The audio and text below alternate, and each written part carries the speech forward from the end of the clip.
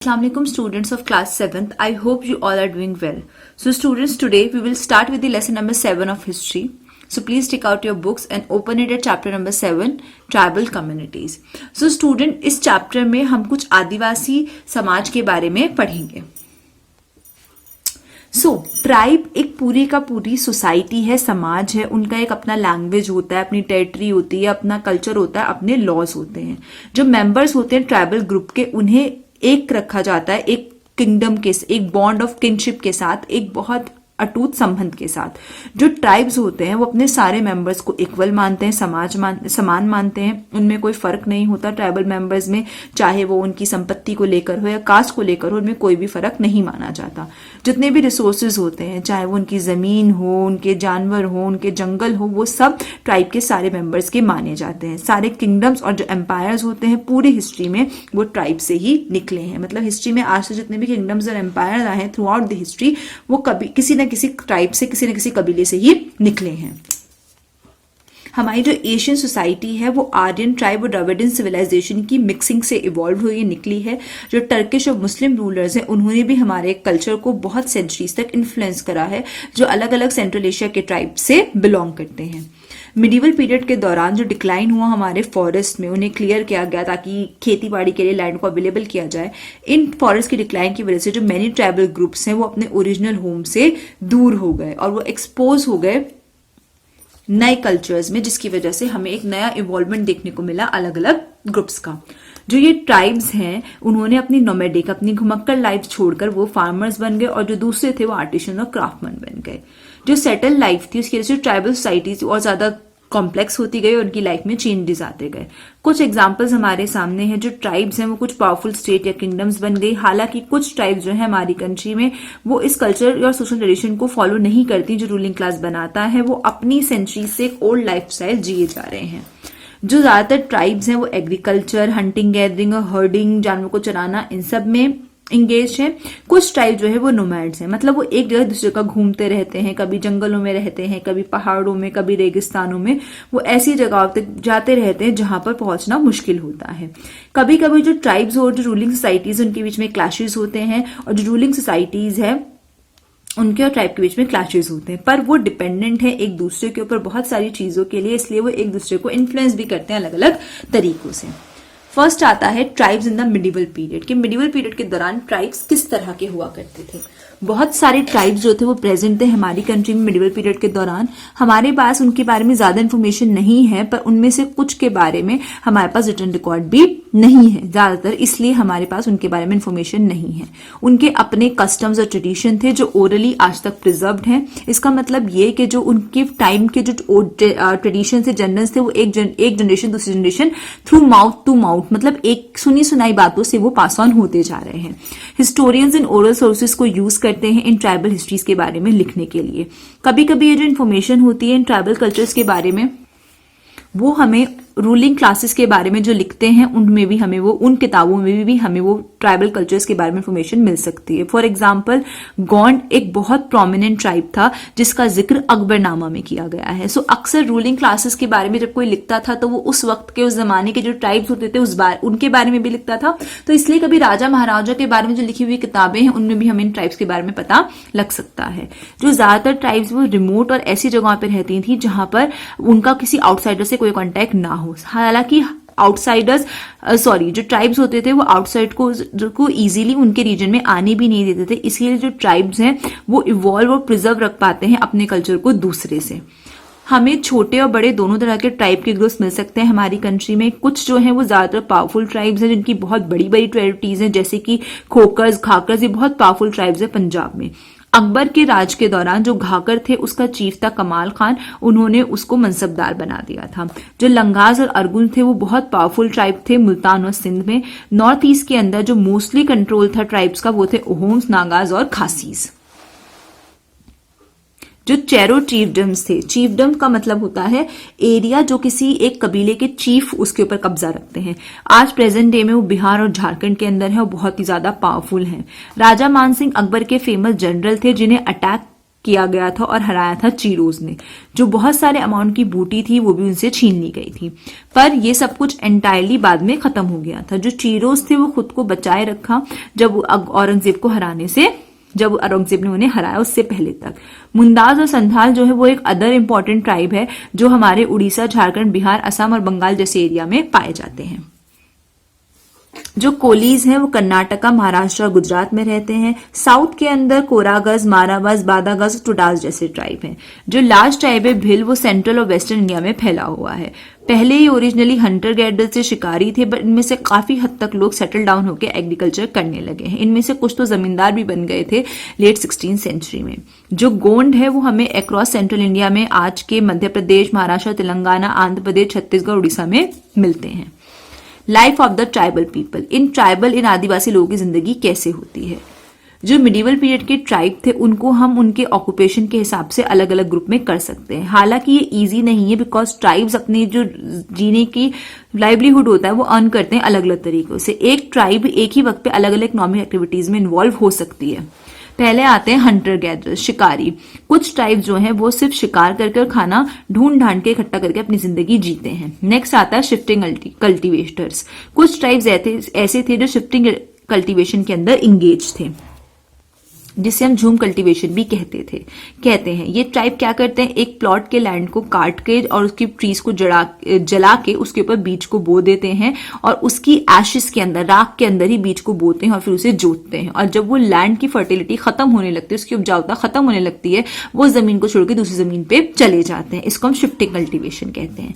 Next आते हैं settle cultivators. कुछ ट्राइब्स अपनी पुरानी घुमक्कड़ जिंदगी को छोड़कर एक जगह रहने लगते हैं और किसान बन जाते हैं। आर्टिशंस, इसमें से कुछ आर्टिशंस भी थे, वो अपने क्राफ्ट वर्क को एग्रीकल्चर प्रोडक्ट्स के जरिए अपनी दूसरी जरूरत की चीजों से एक्सचेंज करते थे।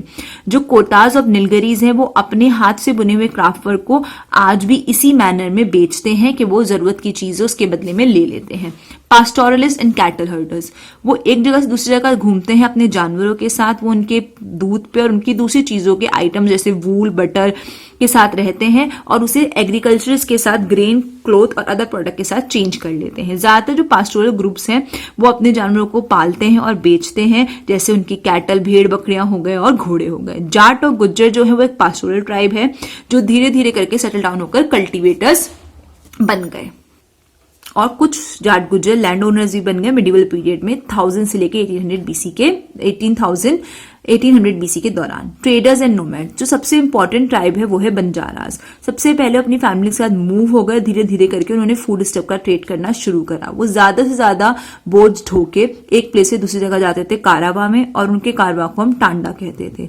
वो बहुत सारी चीजें अपने साथ लाते थे किसानों से और उसे अलग अलग शहरों में जाके बेचते थे। अलाउद्दीन खिलजी सर्विस की बंजारास को यूज करता था अपने ग्रेन को सिटी मार्केट्स में ट्रांसपोर्ट करने के। वो ग्रेन के साथ साथ मुगल आर्मी को ट्रांसपोर्ट करते थे और मिलिट्री कैंपेन्स के दौरान।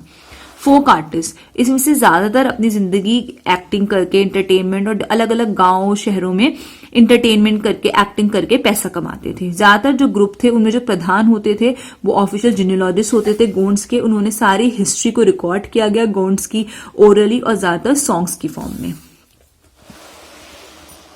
Cultural changes in tribe, medieval period के दौरान बहुत सारी नई नई कम्युनिटीज आने लगी और वो कास्ट सिस्टम का हिस्सा बन गई नए नए साम्राज्यों के साथ।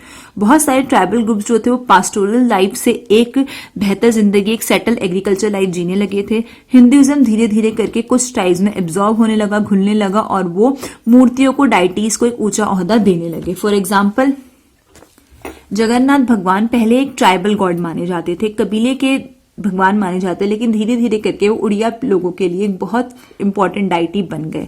जो चोलास थे वो चिदम्बरम भगवान की पूजा करते थे, जो धीरे धीरे करके, जो पहले एक ट्राइबल डाइटी थी लेकिन आज वो एक शाही पारिवारिक भगवान माने जाते हैं। रूलिंग ट्राइबल फैमिलीज जो होती हैं वो धीरे धीरे करके रूलिंग क्लास का हिस्सा बनती गई। धीरे धीरे करके लोग लोअर कास्ट सिस्टम में भी ज्वाइन होने लगे। बहुत सारी ट्राइब जो थे Punjab, Sindh, North East Frontier की, उन्होंने इस्लाम को अडॉप्ट करा और कास्ट सिस्टम को रिजेक्ट करा। कुछ ट्राइब जैसे राजपूत, उन्होंने अपने स्टेट्स ऑर्गेनाइज करे, अपने एडमिनिस्ट्रेटिव सिस्टम, और वो पॉलिटिकली पावरफुल बन गए, जिसकी वजह से उनका कॉन्फ्लिक्ट होने लगा बड़े बड़े एम्पायर्स के साथ। सो student that's all about your this chapter. इस चैप्टर में हमने अलग अलग आदिवासी कबीलों के बारे में पढ़ा कि आखिर ट्राइबल ग्रुप्स कैसे होते हैं, उनकी जिंदगी कैसे जीते हैं, हमें कौन कौन सी जगह पे किस किस तरह के ट्राइबल ग्रुप्स मिलते हैं। So students now we will move on to the exercise of this chapter. So first है इसके टिक द करेक्ट। पहला, the Khokhars and the Ghakkars of powerful tribe in. Khokhars और घाकर्स कहाँ की पावरफुल ट्राइब है? Punjab. Next, Rani Durgavati was a famous ruler of the. Rani Durgavati किसकी famous ruler है? गोंड्स की। Raja Mansingh was the Mughal general when the Mughals defeated the. Raja Mansingh Mughal general थे जब मुगल्स ने किसको हराया था? चेरोस को।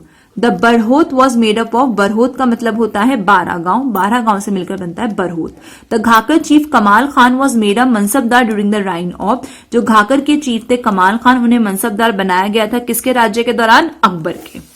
Next we will move on to the true false. First, the tribe preserve their customs and tradition originally which were passed down from one generation to generation. Tribes अपने custom और tradition को ओरली प्रिजर्व रखते हैं एक generation दूसरी generation तक। True. Next, the Gonds knew how to make high quality gunpowder cannon by the 1660s. Gonds को पता था कि किस तरीके से अच्छी क्वालिटी का गन पाउडर कैनन बनाए जाते हैं 1660 तक। False. Next, Buranjis were historical record return and compiled by the Bhils. Buranjis वो हिस्टोरिकल रिकॉर्ड्स है जिसे लिखा और संभाला था भिल्स ने। False. Garha Katanga was the largest of the Gond kingdom. Gond kingdom का सबसे बड़ा जो पार्ट है वो है Garha Katanga. True. Next, the Langhas and the Arghuns of powerful tribe in the north east. Langhas और अर्गुन्स नॉर्थ ईस्ट का पावरफुल ट्राइब है। फॉल्स। अब इसकी फिल्दा ब्लैंक्स देख लेते हैं। First, the first Ahom ruler was. पहले अहोम रूलर कौन थे? Sukapha. Next, the Cholas इम्ब्रेंस who had once been a tribal deity as their royal family god. Cholas किस भगवान की पूजा करते थे जिसे आज शाही पारिवारिक गॉड माना जाता है? Chidambaram. CHIDAMBARM, Chidambaram. Third, the older political system dash was suppressed by the Ahoms to create a new state. किस पुराने राजनीतिक सिस्टम को ओहम्स ने सप्रेस किया था नया स्टेट बनाने के लिए? भुयंस। Next, the Delhi Sultanate ruler dash had used the services of the Banjaras to transport grain to the city market. किस दिल्ली सल्तनत के रूलर ने बंजारास की सर्विस को इस्तेमाल किया था ग्रेन्स को मार्केट पहुंचाने के लिए? Alauddin Khilji. The Gond claims worship a deity described. Gond claim किस डाइटी की पूजा करते थे? परसापेन। अब हम करते हैं इसके one word. First, the type of agriculture in which a plot of land is clear, trees are cut and burned and the seeds are sown in the ashes. किस तरह के एग्रीकल्चर में जमीन को काटा जाता है, साफ किया जाता है, पेड़ों को काटा जाता है, जलाया जाता है और बीज को राख के अंदर बोया जाता है? Shifting cultivation. Next, historical documents written and compiled by the Ahoms. किन हिस्टोरिकल डॉक्यूमेंट्स को ओहम्स ने लिखा था? Buranjis. Third, unit of 84 villages under Gond kingdom administration. Gond kingdom administration के अंडर 84 विलेजेस की यूनिट को क्या कहते थे? 84। CHAURASI, 84।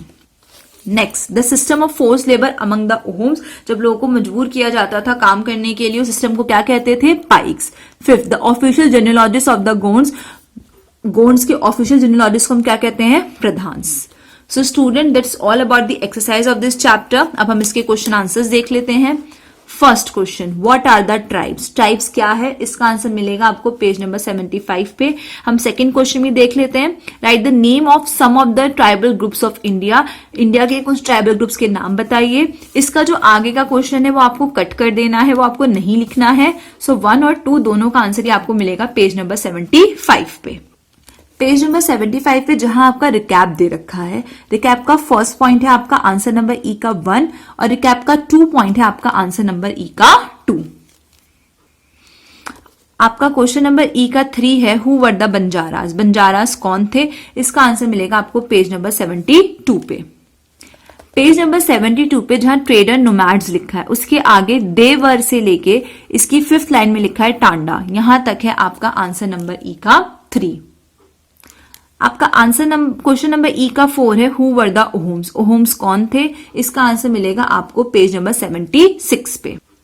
76 पे एक्सरसाइज से ऊपर ये जो आपको पॉइंट्स दे रखे हैं इसमें सबसे पहला पॉइंट है द ओहम से लेके 600 ईयर्स तक, ये है आपका आंसर नंबर ई का 4। आपका क्वेश्चन नंबर ई का 5 है what was a key factor in the growing power and strength of the Ahoms. कि क्या कारण था जिसकी वजह से ओहम बहुत ज्यादा मजबूत ग्रोइंग पावर बन रहे थे। इसका आंसर मिलेगा आपको पेज नंबर 74 पे। पेज नंबर 74 पे जो आपका पिंक बॉक्स बना हुआ है, इस पिक्चर के नीचे जो आपको एक पैरा दे रखा है, द ओम्स क्रिएटेड, इसकी 5th लाइन में द की रीजन जो लिखा है, द की रीजन से लेके इसकी 3rd लाइन में लिखा है फायर आर्म्स। ये है आपका आंसर नंबर ई का 5। सो स्टूडेंट्स, कॉपी के अंदर आपको कोई बुक वर्क नहीं करना है। कॉपी के अंदर आपको सिर्फ क्वेश्चन नंबर ई का 1 2 3 4 5 करने हैं। क्वेश्चन नंबर एफ आपको कॉपी में नहीं करना, जी भी आपको कॉपी में नहीं करना है। सो स्टूडेंट्स, आई होप आपको ये लेसन अच्छे से समझ में आ गया होगा।